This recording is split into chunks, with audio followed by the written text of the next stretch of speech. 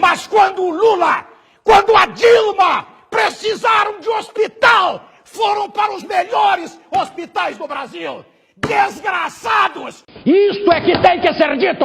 Eu quero meu dinheiro aqui, na educação de brasileiros, e não para portos em Cuba, porque o porto de Itajaí está chupando o dedo. Este verbo é muito triste de ser conjugado. Eu sou trouxa, tu és trouxa, ele é trouxa. Nós somos trouxas, vós sois trouxas, eles não são trouxas. Mas é preciso rebobinar a fita, recuarmos um pouco, para sabermos que historicamente nos últimos 14 anos, bandeiras vermelhas trouxeram para o país Copa do Mundo e Jogos Olímpicos. Todos os estádios que foram, de um modo ou de outro, administrados pelos governos, todos foram superfaturados. Com um único e desgraçado superfaturamento destes, como o do estádio de Brasília, por exemplo, nós poderíamos resolver todos os problemas dos hospitais públicos do Brasil. Porque todo aquele populismo pútrido, indecente, vigarista, todo aquele populismo visava conquistar exatamente o povo mais sofrido. O povo que não tem escolas públicas adequadas, hospitais depredados, sem ambulâncias, sem combustível, sem médicos de plantão, sem medicamentos, sem equipamento, sem nada. O povo pobre é que paga esta conta. E quando eu disse que este governo espúrio, o da época, estava gerando a infelicidade no povo, quando eu disse que qualquer miserável podia ter carro, porque estes miseráveis estavam sendo enganados pelo crediário e não pela renda mais qualificada, podiam comprar automóveis em 83 pagamentos. E pensavam os ignorantes que aquele governo maldito estava fazendo alguma coisa pelo povo. Aí está o resultado.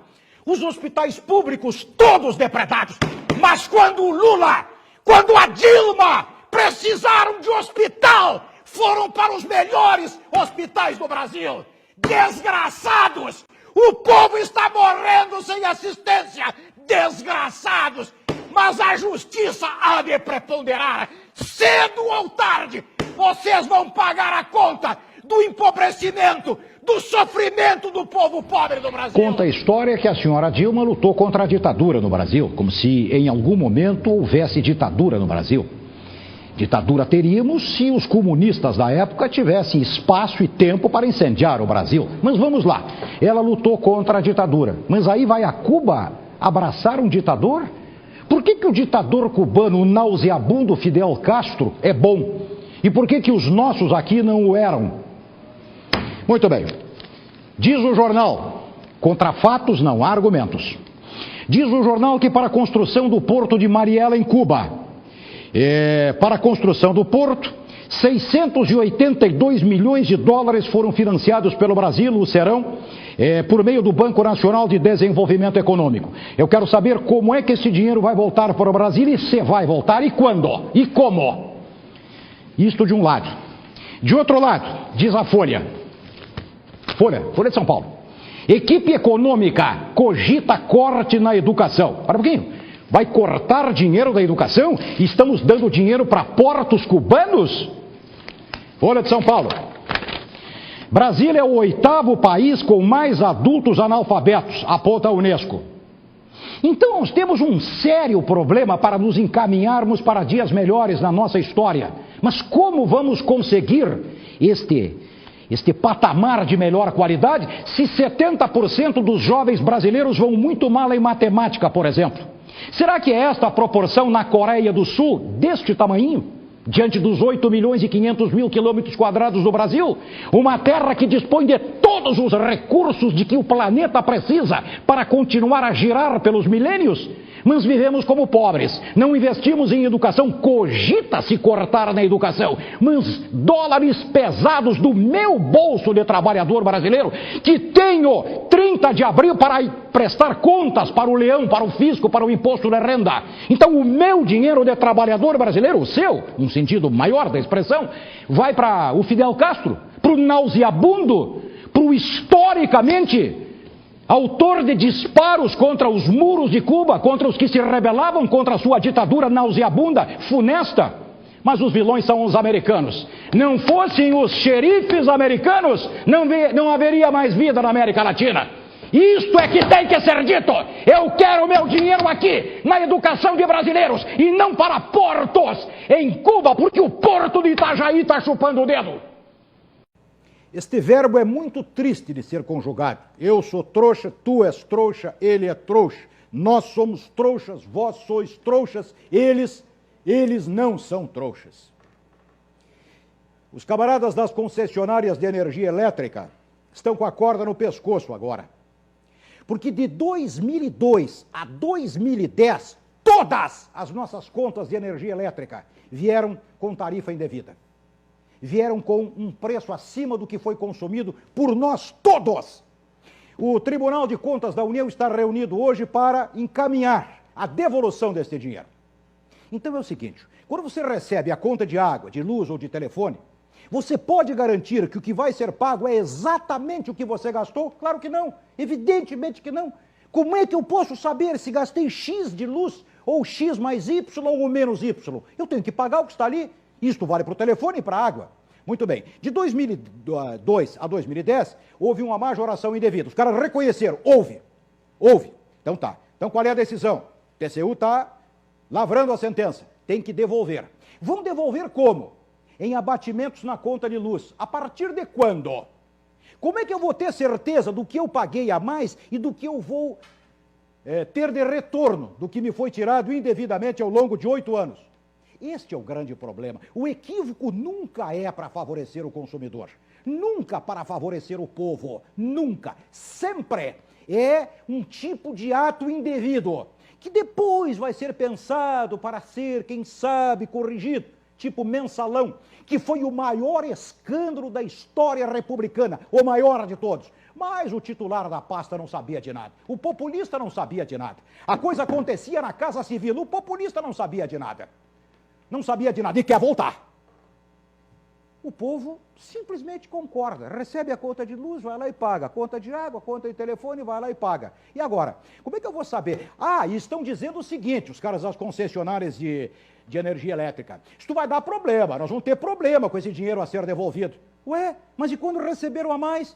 Não superfaturaram? Não sobrou dinheiro em caixa para investimentos? Agora nos devolvam, com juros e correções. Mas como é que você que está me vendo agora vai saber que está devolvendo, que está recebendo uma devolução? Como? É isso, é um dogma de fé. Dogma de fé foi uma invenção estúpida do ser humano. Isto é, creia, baixe a cabeça, não discuta, porque se você discutir, a sua razão vai anular o dogma de fé. É a mesma coisa que as nossas contas de água, luz e telefone. Temos que pagar num dogma de fé, acreditar que ali está a verdade. Como é que eu posso acreditar que ali está a verdade, se no Palácio do Planalto não habita a verdade? E não habita há muito tempo, hein? Os jovens brasileiros, de um modo geral, crianças e adolescentes, estão protegidos por todos os direitos e por poucos deveres. A criança pode tudo, não tem nenhum dever, tem que ter. 3 aninhos, vai arrumar a cama, vai apagar a luz, fecha a porta, leva o lixo lá fora. Não, nada disso. Protegidos, dengosos, princesas, Apolos da mamãe e do papai. Dá nisso que anda por aí. Manchete da Folha de São Paulo de ontem. Cidades avançam no índice de desenvolvimento humano, mas educação é ponto fraco. Mas é claro, governos populistas, tipo Lula, por exemplo, não tem nenhum interesse em investir pesado na educação, na instrução. Por quê? Porque um povo instruído é um povo que sabe ler, que lê e que sabe pensar e que, consequentemente, não vota de modo leviano, pelo menos por princípio. E aí, sobre esta história de que andamos para trás na educação, que na verdade não é educação, é instrução, porque educação é a discussão de valores morais dentro de casa com o pai e com a mãe, diz o jornal Folha de São Paulo, os especialistas em educação sabem que escola boa segura aluno, escola ruim não é verdade. Desafio a estes especialistas em educação a que me provem por quê. Alunos cegos e tetraplégicos são campeões brasileiros de matemática no concurso anual realizado pelo Ministério da Educação. Gente que é levada pelo pai em carrinho de mão, lá das grotas do interior de Pernambuco, e que ganha medalha de ouro em matemática. Enquanto filhos de gente boa, fim de ano, vem dizer para a família, a professora não gosta de mim, fiquei em recuperação, vagabundo, safado, ordinário e sem vergonha. Tu não estudas, não existe professora, não existe professor que não goste de bom aluno. E não é verdade que a boa escola faça bons alunos. Alunos bons, alunos de qualidade, alunos com vergonha na cara, alunos que estudam, transformam uma escola depredada, pública, no meio da mata amazônica, transforma numa universidade de Harvard. Agora, o vagabundo, o malcriado pela família de classe médiazinha, metida a sebo e a consumista, esta, não educando dentro de casa, manda para o colégio crianças mal educadas que voltam com maus resultados porque não estudam, culpando a escola. É preciso que façamos uma revisão histórica deste conceito. Meninos e meninas bem educados e responsáveis estudam, se formam, entram no mercado e qualificados, obtêm o resultado esperado e desejado por todos. É isso. O resto é desculpa e vagabundagem. Estamos conversados. Viu, guri? Tu que está me ouvindo aí que não estuda, e tu dengosa que não estuda e fica arrumando desculpinhas para as notas baixas. Vergonha na cara!